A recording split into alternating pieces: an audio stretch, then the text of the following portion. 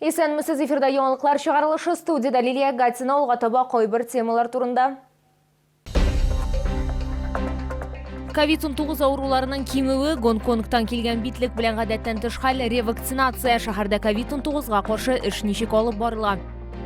Ризыклары ши, салкын һәм кырым, шулда укучыларның ата-аналары белем бирү учреждениеләрендә туклану сыйфатына зарлана.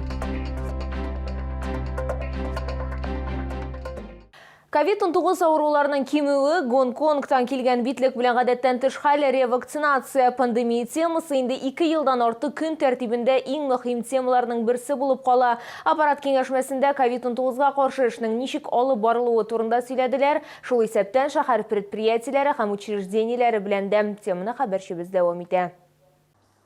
Шолда узган атнада COVID-19 диагнозы 275 шоллылыда расланганы, болдагы атна белән чагыштырганда 2 тапкыр кимрәк. Пандемия башланганнан бирле шәһәрдә барлыгы 15625 авыру теркәлгән. Мәҗбүри вакцинация үз көчен югалтуга карамастан, шәһәрдә халыкка ревакцинация ясау дәвам итә. Аны барлык өлкәннәр шифаханәләрендә, шулай ук шәһәрнең сәүдә үзәкләренең берсендә алырга мөмкин. Работу по ревакцинации, с учетом того, что происходит, необходимо продолжать, разъяснять, показывать. Видим, что даже люди, которые были вакцинированы, болеют. Шулай ук Роспотребнадзор шоуларны һәм барлык компания җитәкчеләрен почта посылкалары алганда игътибарлы булырга чакырды. Моның сәбәбе Гонконгтан килгән конверт ул шәһәрнең балалар шифаханәләренең берсенә килә. Анда битлек булып чыган медучреждение җитәкчелеге махсус хезмәтләрне чакырта. Илгизәр Бариев сүзләренә караганда, барысы да оператив эшли, битлек яндырыла. Я бы хотел обратить внимание руководителей учреждений, организаций и предприятий на получение незнакомой почтовой корреспонденции, бандероли, посыл, особенно из-за границы. Шолда предприятиеләрдә һәм мәгариф учреждениеләрендә COVID-19-га каршы чараларның үтәлешен контрольдә тоту дәвам итә. Россия Федерациясе хөкүмәте карары нигезендә кече һәм урта эшмәкәрлек субъектларында планлы күчмә тикшерүләр тукталды. Лилия Гатина, Айдар Мусин, яңалыклар. Теманы дәвам итә. Татарстанда соңгы тәүлектә COVID-19 коронавирус инфекциясы йоктыруның 349 яңа очрагы ачыкланган, шуларның 80-е 18 яшькә кадәр булган балалар. Татарстан Республикасы сәламәтлек саклау министрлыгына хәбәр итүләренчә, 55 кеше хастаханәгә салынган, иң күп авыручылар Казанда 131 кеше һәм Яр-Чаллыда 45 кеше. Шулай итеп 21 мартка Татарстан буенча коронавирус белән авыруның барлыгы 134408 очрагы билгеләнгән, аларның 119,981 терелгән, 413 узган тәүлектә. Шолылар автобуслар хәрәкәте интервалынан канәгать түгел. Шәһәрдәшләрнең сүзләренә караганда, кич белән җәмәгать транспортын көтү проблема. Исегезгә төшерәбез, программаларның берсендә без машина йөртүчеләрне планнан тыш тикшерү турында сөйләгән идек. Рейдка башкарма комитет җитәкчеләре һәм пассажир йөртүчеләр чыкты. Тикшерү берничә көн дәвам итте. Түрәләр пассажирлар зарланган маршрутларны, 6-нчы комплекс һәм Чаллы Горстрой тукталышлары, Чулман һәм Мәскәү проспектларын сойлады. Хакимият автобуслар хәрәкәте интервалын бәяләде. Мы были на проспекте Чулман, это был второй день подряд. Мы проверяли 42-43 маршрут. Мы видим в вечернее время интервальность от 20 до 30 минут. Мы видим, что на улицах нет пассажиров, а если есть стоящие на остановке, они ждут вахту, потому что есть предприятия, которые работают в 3 смены. Мәскәү проспектында тикшерү 21 сәгать 30 минутта була. Илья Зуев сүзләренә караганда, бу вакытта автобуслар йөргән. Мәсәлән, 9-нчы санлы маршрут, пассажирлар да булган, тик кайбер чаллар тикшерүне дөрес түгел дип саный. Есть комментарии с высказыванием, что это неправда.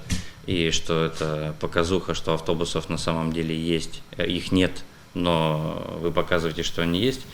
Для всех желающих принять участие в таком вечернем выезде, пожалуйста, у нас есть контакты.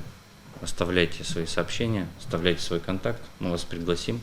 Түрәләр төркемгә кушылып, җәмәгать транспорты пассажирлары күрсәтәчәк маршрутлар буенча йөрергә вәгъдә бирде. Лилия Гатина, Эльмира Гайнетдинова, Кирилл Хабзей, яңалыклар. Әгәр сезне дә бүрчи торган проблемагыз яисә шатлыклы хәбәрегез булса, безнең редакциянең кайнар элемтә телефонына шалтыратыгыз 5130-131 номеры тәүлек буена эшли. Хәбәрләрегезне WhatsApp ашада юллый аласыз. Фото һәм видеоларыгызны 8-939-311-31-31 номеры буенча көтеп калабыз.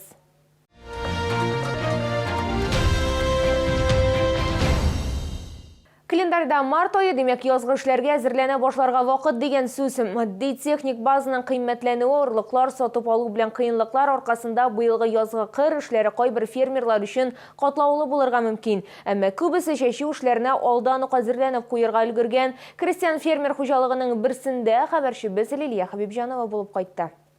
Бу комбайннар турында инде күптәрмеш тә әйткән. Мин Уңышны җыючы әлеге өр-яңа комбайнга Миңталип Миңнеханов сөйнеп туя алмый. Техниканы күптән түгел генә Белоруссиядән кайтартганнар. Бәясе 13 миллион ярым сум. Руль ортына беренчеләрдән булып авыл хуҗалыгы академиясендә укучы оныгын утыртырга хыяллана фермер. Әлеге комбайн белән эш сыйфаты күпкә үзгәрәчәгенә ышана ул. Мин, значит, в свое время үз вакытында СК-3 дигән комбайннарда эшләдем. Аның кабине юк янда бер шул нидән башында бер козырек бар и бөтен тузан, җил, яңгыр барсы да синеке.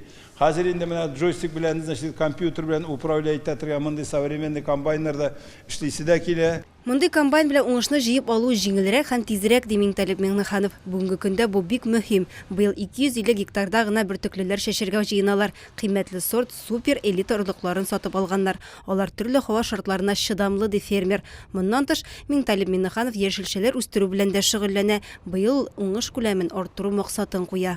Потребность, значит, зур шәһәргә җиткергә дә и, значит, халыкка җиткергә дә. Шуның өчен инде без быелга неләрне объемнарны арттырабыз.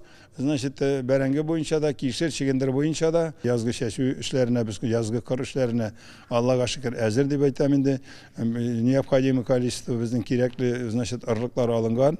Алар инде, значит, сортовойлар безнең. Гадәттәгечә Франция кишер сорты һәм Голландия чигендер сорты уртыртырга планлаштыралар. Шулай кирәкле ашламалар һәм чәчү вакытында кулланылучы аммиак селитрасы да инде күптәннән әзер. Хәзер чәчү вакыты башлануын гына көтәсе кала. Лилия Хабибҗанова, Ленар Султанов, яңалыклар. Бу сезгә җиткерәсе соңгы мәгълүматыбыз иде. Мин Лилия Гатин сезнең белән сау булашам, исән-имин булыгыз.